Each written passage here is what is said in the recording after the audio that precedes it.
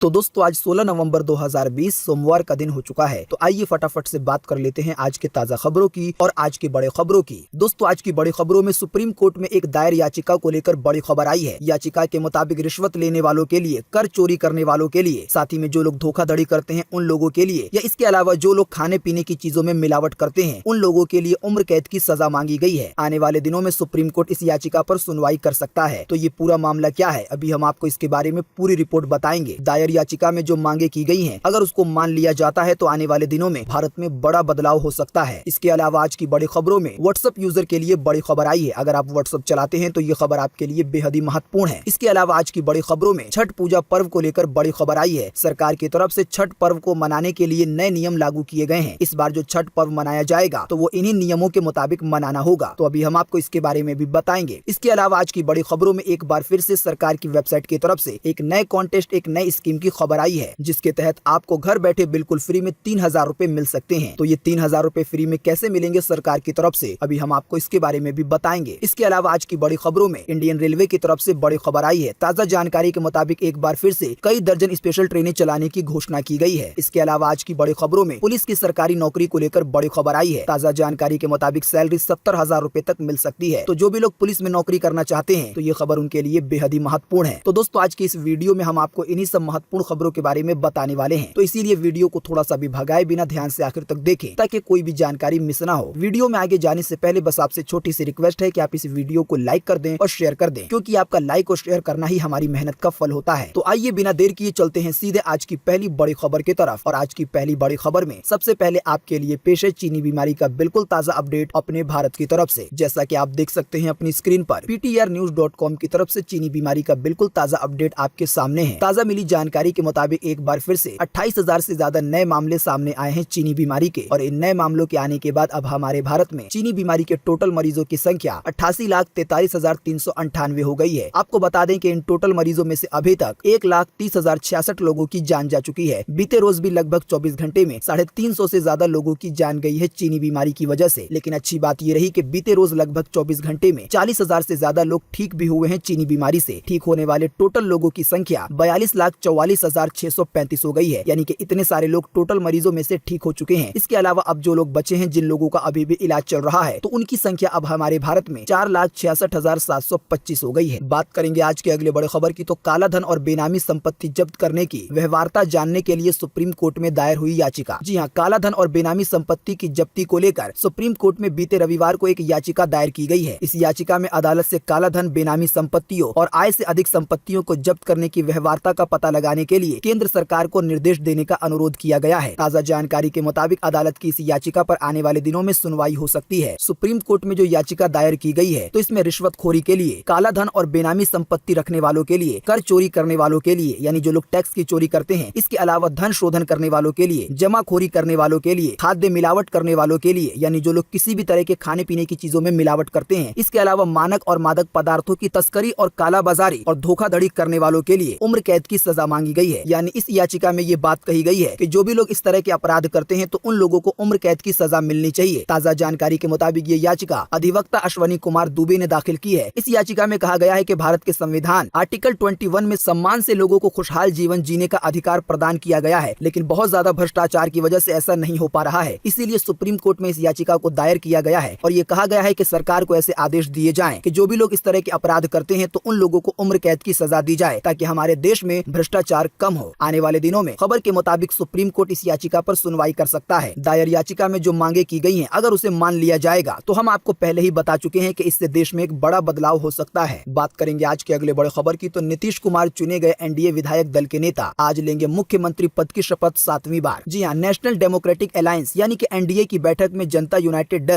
दल यूनाइटेड अध्यक्ष नीतीश कुमार को विधायक दल का नेता चुन लिया गया। विधायक दल का नेता चुन जाने के बाद नीतीश कुमार राजभवन पहुंचे और राज्यपाल फागुन चौहान को 126 विधायकों का समर्थन पत्र सौंप दिया। ताजा जानकारी के मुताबिक नीतीश कुमार आज सुबह 11 बजे मुख्यमंत्री पद की शपथ ले सकते हैं। नीतीश कुमार 7वीं बार मुख्यमंत्री की शपथ लेने जा रहे हैं, जो कि अपने आप में ही एक बड़ी बात है। बात करेंगे आज के अगले बड़े खबर की, तो व्हाट्सएप यूजर के लिए बड़ी खुशखबरी। ऐप में आए 61 नए वॉलपेपर्स, बदलेगा चैटिंग का अंदाज। जी हाँ, व्हाट्सएप ने यूजर के लिए एक ऐसा तोहफा पेश किया है जिससे उनकी चैट का एक्सपीरियंस बदलने वाला है। व्हाट्सएप ने अपने बीटा यूजर के लिए कुछ वॉलपेपर पेश किए हैं। वेब बीटा इन्फो ने इस बात की जानकारी दी है है कि व्हाट्सएप ने अपने एंड्रॉइड बीटा यूजर के लिए एडवांस वॉलपेपर नाम का एक फीचर पेश किया है। जानकारी के लिए बता दें कि व्हाट्सएप यूजर अपने हिसाब से चैट के बैकग्राउंड का वॉलपेपर बदल सकते हैं। अब इसके लिए उन्हें 61 नए वॉलपेपर का ऑप्शन मिलेगा, यानी आप जहां पर चैटिंग करते हैं, चैटिंग का जो बैकग्राउंड होता है तो वो लगभग सभी लोगों का सेम होता है, लेकिन अब आप उसे बदल सकेंगे। आपकी जो चैटिंग का बैकग्राउंड होगा वो आपके मन मर्जी का होगा। फिलहाल ये फीचर बीटा वर्जन में चल रहा है, लेकिन आने वाले दिनों में ये सभी लोगों के लिए आ सकता है। बात करेंगे आज के अगले बड़े खबर की, तो छठ पूजा पर नहीं लगेगा मेला और न ही होंगे सांस्कृतिक कार्यक्रम। सरकार ने जारी की है गाइडलाइन। जी हाँ, छठ महापर्व को लेकर सरकार ने गाइडलाइन जारी कर दी है। चीनी बीमारी संक्रमण काल में होने वाले छठ महापर्व के लिए गृह विभाग ने दिशा निर्देश रविवार को यानी कि बीते रोज जारी किए हैं। सरकार की ओर से गाइडलाइन जारी करते हुए लोगों को सलाह दी गई है कि वो नदियों तालाबों पर छठ पूजा करने के बजाय घर पर ही अर्घ्य दें, यानी जो काम छठ पूजा में नदियों में या तालाबों में जाकर किया जाता है तो उस काम को कहा गया है कि हो सके तो घर पर ही करें। इस बार छठ के अवसर पर दिशा निर्देश के मुताबिक कोई भी मेला नहीं लगेगा और न ही जागरण होगा। इसके अलावा किसी भी तरह का कोई सांस्कृतिक कार्यक्रम नहीं होगा। आपको सिंपल सी भाषा में बताएं तो सरकार ये चाहती है कि लोग एक जगह बस इकट्ठा ना हो और इसी की वजह से जागरण, सांस्कृतिक कार्यक्रम और मेले पर रोक लगा दी गई है। ताज़ा जानकारी के मुताबिक गृह विभाग ने जिला प्रशासन को, छठ पूजा समितियों को, नागरिक इकाइयों को, वार्ड के पार्षदों को, इसके अलावा जो अधिकारी हैं उन लोगों को इस बात के निर्देश दिए हैं कि वो लोग प्रचार करें, प्रसार करें और लोगों को इस बारे में बताएं ताकि लोग जागरूक हों और चीनी बीमारी ज्यादा ना फैले। दिशा निर्देश के मुताबिक गंगा नदी समेत अन्य महत्वपूर्ण नदियों के किनारे घाटों पर छठ महापर्व के दौरान ज्यादा भीड़ होती है। ऐसे में ज्यादा से ज्यादा लोगों को अपने घर में ही छठ की पूजा के लिए प्रेरित किया जाए, ऐसा सरकार का कहना है। साथ ही में आपको ये भी बता दें कि ऐसा नहीं है कि गंगा नदी के तट को या किसी तालाब के तट को बंद कर दिया जाएगा, बल्कि लोग वहाँ पर जा सकेंगे, लेकिन सरकार चाहती है कि ज्यादा से ज्यादा लोग अपने घर पर ही रह के छठ पर्व को मनाएं। इसके अलावा जो लोग तालाब पर चले जाते हैं, चाहे वो छोटा तालाब हो या कोई बड़ी नदी हो, तो वहाँ पर आपको मास्क पहन के रखना होगा। इसके अलावा सोशल डिस्टेंसिंग का पालन करना होगा। ताज़ा जानकारी में ये बात बताई गई है कि छठ पूजा घाट पर थूकना वर्जित होगा। साथ ही में जो लोग छठ पूजा की तैयारी करेंगे, छोटे मोटे तालाब बनवाएंगे, तो ये उन लोगों की जिम्मेदारी होगी कि वो लोग बार बार समय समय पर सैनिटाइज करते रहें ताकि चीनी बीमारी का खतरा ना रहे। आपको बता दें वैसे ये सारे नियम बिहार सरकार की तरफ से आए हैं, लेकिन आने वाले दिनों में छठ पूजा को लेकर दूसरे राज्यों की तरफ से भी इस तरह के नियम आ सकते हैं। बात करेंगे आज के अगले बड़े खबर की, तो भारत सरकार की अपनी वेबसाइट की तरफ से एक बार फिर से आया एक और लोगो कॉन्टेस्ट। इसके जरिए आप बिल्कुल फ्री में पा सकते हैं 10,000 रुपए, 5,000 रुपए या 3,000 रुपए। जी हाँ, भारत सरकार की अपनी वेबसाइट पर अभी एक लोगो कॉन्टेस्ट चल रहा है। ताज़ा जानकारी के मुताबिक इस कॉन्टेस्ट के तहत आपको एक लोगो डिजाइन करना है राष्ट्रीय रक्षा यूनिवर्सिटी के लिए। जिसका भी लोगो सबसे ज्यादा पसंद किया जाएगा तो उसे फर्स्ट प्राइज मिलेगा 10,000 रुपए, उसके बाद सेकंड प्राइज मिलेगा 5,000 रुपए और थर्ड प्राइज मिलेगा 3,000 रुपए। आपको बता दें आप लोगो बनाने का काम अपने मोबाइल फोन से या कंप्यूटर से, लैपटॉप से कर सकते हैं। बस जो आप लोगो बनाएंगे वो यूनिक होना चाहिए। ताज़ा जानकारी के मुताबिक आप सरकार के इस कॉन्टेस्ट में 30 नवंबर 2020 तक हिस्सा ले सकते हैं। अभी हम आपको थोड़ी देर में बताएंगे कि आप इस कॉन्टेस्ट में कैसे हिस्सा ले पाएंगे। हिस्सा लेने के लिए आपको कहां पर जाना है, सरकार की कौन सी वेबसाइट पर जाना है। लेकिन इन सभी चीजों के बारे में बताने से पहले आइए जानते हैं आज की और भी बड़ी खबरें। बात करेंगे आज के अगले बड़े खबर की, तो उत्तरी रेलवे ने दर्जनों त्योहार स्पेशल ट्रेनों की घोषणा। आइए बताएं इसके बारे में। जी हाँ, दिवाली का पर्व समाप्त हो चुका है, अब छठ बाकी है। 20 नवंबर को छठ की पहली पूजा है। ऐसे में उत्तर रेलवे की तरफ से अन्य क्षेत्रीय रेलों के सहयोग से छठ और अन्य पर्वों को ध्यान में रखते हुए कई दर्जन आरक्षित त्योहार स्पेशल ट्रेनें चलाने की घोषणा की गई है। यानी बहुत सारी और नई ट्रेनें चलेंगी त्योहारी स्पेशल ट्रेनों के नाम से। ताज़ा जानकारी के मुताबिक इंडियन रेलवे की तरफ से इन सभी गाड़ियों की डिटेल भी साझा कर दी गई है। इंडियन रेलवे ने बता दिया है कि ये गाड़ियां किस नंबर से चलेंगी, कहां से कहां के लिए चलेंगी, इनकी टाइमिंग क्या होगी। तो इन नई ट्रेनों की जानकारी आप कहां पर देख सकते हैं, अभी हम आपको इसके बारे में बताएंगे। लेकिन इससे पहले जान लेते हैं आज की और भी बड़ी खबरें। बात करेंगे आज के अगले बड़े खबर की, तो मंगल ग्रह पे जीवन की खोज। पहली बार धरती पर लाल ग्रह यानी कि मंगल ग्रह की मिट्टी लाने की तैयारी में है नासा और एसा। जी हाँ, अमेरिका की स्पेस एजेंसी नासा पहली बार मंगल ग्रह से धरती पर सैंपल लाने की तैयारी कर रही है। पूरी दुनिया के इतिहास में ऐसा पहली बार होगा कि किसी दूसरे ग्रह की मिट्टी हमारे धरती पर आएगी, या आप ये भी कह सकते हैं कि किसी दूसरी दुनिया की मिट्टी हमारी दुनिया में आने वाली है। धरती पर वैज्ञानिक इन सैंपल को स्टडी करेंगे। अमेरिका की स्पेस एजेंसी नासा ने अभी हाल ही में एक रिव्यू रिपोर्ट जारी करके बताया था कि यूरोपियन स्पेस एजेंसी यानी कि ईसा के साथ मिलकर मार्स सैंपल मिशन को अंजाम दिया जाएगा। वैज्ञानिक मंगल ग्रह के सैंपल को स्टडी करना चाहते हैं और इसी की वजह से मंगल ग्रह की मिट्टी इस धरती पर लाई जाएगी। मंगल ग्रह की मिट्टी को लाल इसलिए कहा जाता है क्योंकि मंगल ग्रह देखने में लाल लगता है और इसी की वजह से वहाँ की जो मिट्टी है वो लगभग लाल है। ताज़ा जानकारी के मुताबिक वैज्ञानिक मंगल ग्रह की मिट्टी पर स्टडी इसलिए करना चाहते हैं, रिसर्च इसलिए करना चाहते हैं क्योंकि वो जानना चाहते हैं कि क्या कभी मंगल ग्रह में इतिहास में जीवन था या नहीं था। तो आने वाले दिनों में अमेरिका की स्पेस एजेंसी ईसा के साथ मिलकर ये बड़े कारनामे को अंजाम दे सकती है। बात करेंगे आज के अगले बड़े खबर की, तो बिहार पुलिस में 8400 पदों पर बम्पर वैकेंसी, सैलरी मिल सकती है 70,000 रुपए तक। जी हाँ, अगर आपने 12वीं कक्षा पास कर ली है और सरकारी नौकरी की तलाश में है तो आपके पास पुलिस की नौकरी पाने का भी शानदार मौका है। बिहार पुलिस ने कांस्टेबल के 8,000 से ज्यादा पदों पर भर्तियां निकाली है। इसके लिए नोटिफिकेशन भी जारी कर दिया गया है। ताज़ा जानकारी के मुताबिक आपको बता दें कि 13 नवंबर 2020 से इसके लिए आवेदन शुरू हो चुके हैं। आवेदन करने की अंतिम तारीख और फीस भरने की अंतिम तारीख 14 दिसंबर 2020 है। आपको बता दें कि इस वाली नौकरी में 21,700 रुपए से लेकर 69,100 रुपए तक की सैलरी मिल सकती है प्रति महीने। इसके अलावा आपको बता दें एक और बड़ी खबर है पुलिस की नौकरी को लेकर। जैसा कि आप देख सकते हैं अपनी स्क्रीन पर कि खुशखबरी, उत्तर प्रदेश पुलिस कांस्टेबल की 18,912 पदों पर जल्द होगी भर्तियां। जी हां, उत्तर प्रदेश सरकार ने पुलिस की बम्पर भर्तियों के लिए अधिसूचना जारी कर दी है। आप भी यदि राज्य में सरकारी नौकरी का सपना देखते हैं तो ये खबर आपके लिए बड़ी खुशखबरी लेकर आई है। ताज़ा जानकारी के मुताबिक यूपीपीबीपी बोर्ड ने पुलिस में 18,900 पदों पर भर्ती की प्रक्रिया शुरू की है। इसकी परीक्षा आने वाले महीनों में जल्द कराई जाएगी। आपकी जानकारी के लिए यहाँ बताते चलें कि अभी इस वाली वैकेंसी में आवेदन करना शुरू नहीं हुआ है। आने वाले दिनों में जल्द ही इसके लिए आवेदन मांगे जाएंगे। तो इसके आवेदन जैसे ही शुरू होंगे तो हम आपको बताने की कोशिश करेंगे। लेकिन इससे पहले हमने आपको जो बिहार पुलिस की वैकेंसी के बारे में बताया है उसके लिए हम आपको इसी वीडियो के नीचे डिस्क्रिप्शन में एक लिंक देंगे, जिस पर आप क्लिक करके उस वाली वैकेंसी की अधिक जानकारी प्राप्त कर पाएंगे। आप जान पाएंगे कि कहां से अप्लाई करना है, कौन लोग अप्लाई कर सकते हैं, अप्लाई करने के लिए क्या क्या रिक्वायरमेंट है। लिंक द्वारा आप ये सभी चीजें जान पाएंगे। बात करेंगे आज के अगले बड़े खबर की, तो गाजियाबाद आनंद विहार पंजाबी बाग में काली रही दिवाली, प्रदूषण रिकॉर्ड 1000 अंक के पार पहुंचा। जी हां, वायु प्रदूषण के गंभीर खतरे को झेल रही राजधानी ने सुप्रीम कोर्ट की चेतावनी के बाद भी दीपावली की रात जमकर पटाखे चलाए। इसका सीधा असर दिल्ली एनसीआर और इसके आसपास के इलाकों पर हुआ है। प्रदूषण का स्तर बहुत ज्यादा ऊंचे लेवल पर चला गया है। ताज़ा जानकारी के मुताबिक दिवाली की रात पंजाबी बाग में लगभग रात के 12 बजे जो वायु गुणवत्ता है वो 1234 अंक पर चला गया। वैसे औसतन ये 687 रहता है, लेकिन ये भी खतरनाक है। आपको बता दें जो आंकड़ा 1234 है तो वो 50 के नीचे होना चाहिए, यानी जब ये आंकड़ा 50 अंक के नीचे होगा तब ये सही माना जाता है। लेकिन आप सोच सकते हैं कि जो आंकड़ा 50 होना चाहिए वो 1234 है। इसी से अंदाजा लगाया जा सकता है कि प्रदूषण का स्तर कितना ज्यादा खराब हो चुका है। आपको बता दें विशेषज्ञों के मुताबिक जो इस तरह का प्रदूषण है वो स्वस्थ लोगों को भी बीमार कर सकता है, अच्छे लोगों को भी सांस लेने में दिक्कत हो सकती है। इसके अलावा जिन लोगों को सांस लेने में दिक्कत है, या जो लोग बुजुर्ग हैं, या जो लोग बच्चे हैं, या कोई प्रेग्नेंट महिला है, तो उन लोगों को ज्यादा दिक्कत तो होगी ही। इसीलिए जब कोई ज्यादा जरूरी काम हो तभी घर से बाहर निकलें, और जब भी घर से बाहर निकलें तो मास्क जरूर लगाएं, क्योंकि जो अब मास्क है वो आपको सिर्फ चीनी बीमारी से नहीं बल्कि पोल्यूशन से भी बचाने में मदद करेगा। इसके अलावा आपको चश्मा भी लगाना होगा, क्योंकि ये प्रदूषण का स्तर इतने ज्यादा खतरनाक लेवल पर चला गया है कि इससे आपकी आंखों को भी नुकसान हो सकता है। इसीलिए आप जब भी बाहर निकलें तो किसी भी तरह का चश्मा भी जरूर लगा लें। आपको बता दें सिर्फ राजधानी दिल्ली या एनसीआर में नहीं बल्कि भारत के और भी कई बड़े बड़े शहर हैं, वहाँ पर प्रदूषण का हाल लगभग ऐसा ही है। दोस्तों आज की अगली खबर भी इसी खबर से जुड़ी हुई है। जैसा कि आप देख सकते हैं अपनी स्क्रीन पर कि स्मॉग यानी कि पोल्यूशन से बचाने में एयर प्यूरिफायर्स कितने हैं कामयाब, क्या कहते हैं इस पर विशेषज्ञ। जी हाँ, हम आपको बता चुके हैं कि प्रदूषण कितने ज्यादा खतरनाक स्तर पर पहुंच चुका है। ताज़ा जानकारी के मुताबिक अभी जैसा प्रदूषण है, प्रदूषण वाले इस हवा में सांस लेना इतना खतरनाक है कि वरिष्ठ नागरिकों को, बच्चों को अस्थमा एवं सांस से जुड़ी बीमारियां झेल रहे लोगों को आपातकालीन सेवाएं लेनी पड़ सकती है। यानी कि उनके साथ ऐसा हो सकता है कि उन्हें इमरजेंसी में ले जाना पड़े। आपको बता दें राजधानी दिल्ली के लिए या भारत के बड़े शहरों के लिए ये कोई पहली बार नहीं है। जब भी सर्दियां आती हैं तो इस तरह के हालात आ जाते हैं, और इसी हालात में बहुत सारी कंपनियां एयर प्यूरिफायर बेचती हैं। कंपनियों का कहना होता है कि एयर प्यूरिफायर की मदद से आपके जो आसपास की हवा है वो शुद्ध हो जाती है। लेकिन इस पर विशेषज्ञ क्या कहते हैं, ताज़ा जानकारी आपकी स्क्रीन पर है कि एयर प्यूरिफायर बनाने वाली कंपनियां अपने विज्ञापनों में अलग अलग तकनीकी शब्दों का प्रयोग करके ये जताने की कोशिश करते हैं कि उनके ब्रांड के एयर प्यूरिफायर आपको वायु प्रदूषण की समस्या से एक हद तक निजात दिला सकते हैं। लेकिन हैरानी की बात यह है कि अब तक किसी वैज्ञानिक अध्ययन में ये बात साबित नहीं हुई है कि एयर प्यूरिफायर दिल्ली जैसे विशाल शहर की आबादी को वायु प्रदूषण के नकारात्मक प्रभाव से बचा सके। Centre for science and study से जुड़े विशेषज्ञ विवेक मानते हैं कि एयर प्यूरिफायर को एक समाधान मानना गलत है। यानी एयर प्यूरिफायर के बारे में बताया गया है कि ये पूरी तरीके से दिल्ली जैसे खतरनाक प्रदूषण से आपको नहीं बचा सकता। बात करेंगे आज के अगले बड़े खबर की, तो दिल्ली में बढ़ते चीनी बीमारी के मामलों पर गृह मंत्री अमित शाह हुए सख्त, सीएम केजरीवाल को दिए निर्देश। जी हाँ, केंद्रीय गृह मंत्री अमित शाह ने दिल्ली में चीनी बीमारी संक्रमण के मामलों में हाल ही में हुई वृद्धि के मद्देनजर बीते रविवार को राष्ट्रीय राजधानी में चीनी बीमारी की स्थिति का जायजा लिया। अमित शाह की अध्यक्षता में हुई बैठक में दिल्ली के उप राज्यपाल अनिल बैजल, मुख्यमंत्री अरविंद केजरीवाल, केंद्रीय स्वास्थ्य मंत्री हर्षवर्धन, दिल्ली के स्वास्थ्य मंत्री सत्येंद्र जैन, इसके अलावा भी और कई अधिकारी मौजूद रहे। आपको अगर पता नहीं है तो हम आपको बता दें कि दिल्ली में कुछ दिनों से चीनी बीमारी के मामले में वृद्धि हुई है। यानी जिस तरीके से पहले मामले सामने आ रहे थे चीनी बीमारी के, अब बहुत ज्यादा नए मामले सामने आने लगे हैं पहले के मुकाबले, और लोगों की जान भी ज्यादा जाने लगी है हर रोज। इसी की वजह से गृह मंत्री ने ये बैठक की है। ताज़ा जानकारी के मुताबिक आने वाले दिनों में जो चीनी बीमारी के टेस्ट हैं वो 2 गुने हो सकते हैं। इसके अलावा भी चीनी बीमारी को रोकने के लिए कई तरह की रणनीतियां अपनाई जा सकती हैं और कई प्रतिबंध भी आ सकते हैं। बात करेंगे आज के अगले बड़े खबर की, तो 31 दिसंबर तक उठाए पानी के बिल पर छूट का लाभ। आइए बताएं किस कैटेगरी में मिलेगी कितनी राहत। जी हाँ, दिल्ली में सत्तासीन आम आदमी पार्टी द्वारा घोषित पानी के बिल पर छूट का लाभ आपने अभी तक नहीं उठाया है तो घबराए नहीं। दिल्ली जल बोर्ड की स्कीम के तहत पानी बिल पर छूट का लाभ आप 31 दिसंबर 2020 तक अब उठा सकते हैं। इस तरह आपके पास लगभग 1.5 महीने का समय है। बता दें कि चीनी बीमारी संक्रमण के बढ़ते मामलों को देखते हुए दिल्ली जल बोर्ड ने पानी के बकाया बिल माफ करने की योजना 31 दिसंबर 2020 तक बढ़ा दी है। इस स्कीम से अब तक 5 लाख से ज्यादा लोग इसका लाभ उठा चुके हैं। ताजा जानकारी के मुताबिक दिल्ली जल बोर्ड ने पूर्व में ये स्कीम 30 सितंबर 2020 तक के लिए लागू की थी, लेकिन चीनी बीमारी के मद्देनजर इस वाली स्कीम को 31 दिसंबर 2020 तक के लिए कर दिया गया है। इसका मतलब ये हुआ कि दिल्ली के बहुत सारे लोगों को अब दिसंबर 2020 तक के लिए पानी का बिल नहीं देना होगा। ताजा जानकारी के मुताबिक 4 कैटेगरी यानी कि EFGH कॉलोनी में रहने वाले निवासियों के 100% प्रिंसिपल अमाउंट को माफ कर दिया गया है। इसके अलावा कौन सी कैटेगरी में कितना लाभ मिलेगा, इसके लिए हम आपको एक आर्टिकल का लिंक इसी वीडियो के नीचे डिस्क्रिप्शन में दे देंगे। इसके अलावा हम आपको इसी वीडियो के नीचे डिस्क्रिप्शन में एक और लिंक देंगे, जिसकी मदद से आप ये जान पाएंगे कि सरकार की वेबसाइट की तरफ से जो लोगो कॉन्टेस्ट आया है तो इसमें आप कैसे हिस्सा ले सकते हैं, इसकी अधिक जानकारी क्या है, हिस्सा लेने के लिए आपको कौन सी वेबसाइट पर जाना है। बात करेंगे आज की अगले बड़े खबर की, तो पेट्रोल के दाम पिछले 54 दिन से है शांत, यानी इसमें ना कोई हो रही है बढ़ोतरी और ना ही कटौती। डीजल का भी है यही हाल। आइए बताएं पेट्रोल डीजल के ताजा भाव। जी हाँ, पेट्रोल और डीजल की कीमतों में कंपनियों ने रविवार को लगातार 44वें दिन भी कोई फेरबदल नहीं किया है, यानी कि पेट्रोल डीजल के दाम स्थिर चल रहे हैं। ताजा जानकारी के मुताबिक अभी आपको 1 लीटर पेट्रोल राजधानी दिल्ली में 81 रुपए 6 पैसे का मिलेगा, तो वहीं 1 लीटर डीजल आपको 70 रुपए 46 पैसे का मिलेगा। बाकी मुंबई, अहमदाबाद, पुणे, चेन्नई, कोलकाता, इंदौर, जयपुर, आगरा, नोएडा, पटना, रांची, लखनऊ, चंडीगढ़, बेंगलुरु के दाम आपके सामने हैं। स्क्रीन पर आप वीडियो को रोककर देख सकते हैं। दोस्तों, अगली खबर के बारे में बताने से पहले आपके लिए एक बड़ा सर्वे और एक बड़ा सवाल। अगर आप इसमें हिस्सा लेंगे और इस सर्वे का जवाब देंगे तो इससे बहुत कुछ पता चलेगा पूरे देश के लिए। जैसा कि अभी हमने आपको थोड़ी देर पहले एक खबर के बारे में बताया, जिसमें हमने आपको बताया कि सुप्रीम कोर्ट में एक याचिका दायर की गई है, जिसमें इस बात की मांग की गई है कि जो भी लोग रिश्वत लेते हैं या काला धन रखते हैं, या जिन लोगों के पास बेनामी संपत्ति है, या जो लोग इनकम टैक्स की चोरी करते हैं, या जो लोग खाद्य चीजों में यानी कि खाने की चीजों में मिलावट करते हैं या कालाबाजारी करते हैं, तो ऐसे लोगों को उम्र कैद की सजा होनी चाहिए। तो आप हमें इसी वीडियो के नीचे कमेंट बॉक्स में कमेंट करके बताएं कि दायर याचिका में ये जो मांग की गई है, क्या इन अपराधों के बदले उम्र कैद की सजा आपकी राय के हिसाब से होना चाहिए या नहीं होना चाहिए। फटाफट से आप अपना जवाब इसी वीडियो के नीचे कमेंट बॉक्स में लिख डालिए। आपके दिए हुए जवाब से बहुत कुछ पता चलता है। आपका दिया हुआ जवाब एक बड़ा सर्वे बनकर भी तैयार हो सकता है। बात करेंगे आज के अगले बड़े खबर की, तो DU-PG एडमिशन जल्द होगा शुरू। आइए बताएं इसकी डिटेल। जी हाँ, दिल्ली विश्वविद्यालय पोस्ट ग्रेजुएट प्रोग्राम्स के लिए प्रवेश परीक्षा और मेरिट बेस्ड एडमिशन 18 नवंबर से शुरू करेगा। यूनिवर्सिटी के निर्देशों के अनुसार जिन कैंडिडेट्स के फाइनल ईयर के रिजल्ट आ गए हैं, उन्हें अंकों को डैशबोर्ड पर अपलोड करना होगा, और जिन कैंडिडेट का रिजल्ट अभी तक घोषित नहीं हुआ है तो उन्हें प्रोविजनल सर्टिफिकेट द्वारा एडमिशन दिया जाएगा। ज्यादा जानकारी के लिए आप DU की वेबसाइट पर जा सकते हैं, यानी कि दिल्ली यूनिवर्सिटी की वेबसाइट पर। बात करेंगे आज के अगले बड़े खबर की, तो महाराष्ट्र में ऐतिहासिक स्थलों को खोलने पर फिलहाल कोई फैसला नहीं, लेकिन आज सोमवार से खुल गए हैं धार्मिक स्थल, यानी कि मंदिर, मस्जिद, चर्च वगैरह। जी हाँ, महाराष्ट्र की पर्यटन राज्य मंत्री अदिति ने बीते रविवार को कहा कि प्रदेश सरकार ने स्मारकों को पर्यटकों के लिए फिर से खोलने को लेकर अभी तक कोई फैसला नहीं लिया है। यानी महाराष्ट्र के अंदर जो भी घूमने वाली जगहें हैं, यानी कि पुराने स्मारक हैं, तो अभी वो बंद रहेंगे। ये कब खुलेंगे या नहीं खुलेंगे इस पर अभी कोई भी फैसला नहीं लिया गया है, लेकिन जो धार्मिक स्थल हैं जैसे मंदिर, मस्जिद, गुरुद्वारा, चर्च वगैरह, तो वो आज सोमवार से खुल जाएंगे। बात करेंगे आज के अगले बड़े खबर की, तो मॉल, होटल या रेस्टोरेंट में नहीं होगा चीनी बीमारी का खतरा। UV हिल सेफ एयर से शुद्ध होगी हवा। जी हाँ, चीनी बीमारी महामारी का कहर लगातार बढ़ता ही जा रहा है। जब तक इस महामारी का कोई टीका कारगर नहीं आता, सरकार लोगों से जागरूकता फैलाकर इस संक्रमण से दूर रहने की लगातार अपील कर रही है। आपको बता दें, चीनी बीमारी फैलाव को रोकने के लिए तमाम उपायों में सार्वजनिक स्थल जैसे कि रेस्टोरेंट में, ऑफिस में, सिनेमा हॉल में सेंट्रल एयर कूलिंग सिस्टम, यानी कि जो बड़े बड़े AC होते हैं, इस तरह के AC जिनकी हवा पूरे रेस्टोरेंट में या पूरे एरिया में घूमती रहती है, तो चीनी बीमारी की वजह से ऐसे AC पर प्रतिबंध है। संक्रमण के शुरुआती दिनों में ही एक्सपर्ट ने इस बात की चेतावनी दे दी थी कि सेंट्रल एयर कूलिंग सिस्टम से, यानी कि इस तरह के AC से चीनी बीमारी फैलने का बहुत ज्यादा खतरा है। ताजा जानकारी के मुताबिक इसी AC के लिए एक हल ढूंढा गया है। आत्मनिर्भर भारत के तहत एक स्टार्टअप एयरिफिक्स सिस्टम प्राइवेट लिमिटेड ने सेंट्रल एयर कूलिंग सिस्टम में हवा को बैक्टीरिया मुक्त करने के लिए खास तरह का एयर प्यूरिफायर तैयार किया है। इस एयर प्यूरिफायर को UV हेल्थ सेफ एयर का नाम दिया गया है। ताजा जानकारी के मुताबिक सिनेमा हॉल में या रेस्टोरेंट में, ये जो सार्वजनिक स्थान होते हैं, जो वहाँ पर बड़े बड़े AC लगे होते हैं पाइप के रूप में, और एक ही हवा सब जगह जा रही होती है, तो उन हवा को इस वाले एयर प्यूरिफायर से साफ किया जाएगा, बैक्टीरिया मुक्त किया जाएगा, तो फिर इस तरह के AC चल सकेंगे। अब ये एयर प्यूरिफायर कितना कारगर होता है ये तो आने वाले दिनों में ही पता चलेगा, लेकिन अगर ये कारगर होगा तो इससे काफी ज्यादा मदद मिलेगी।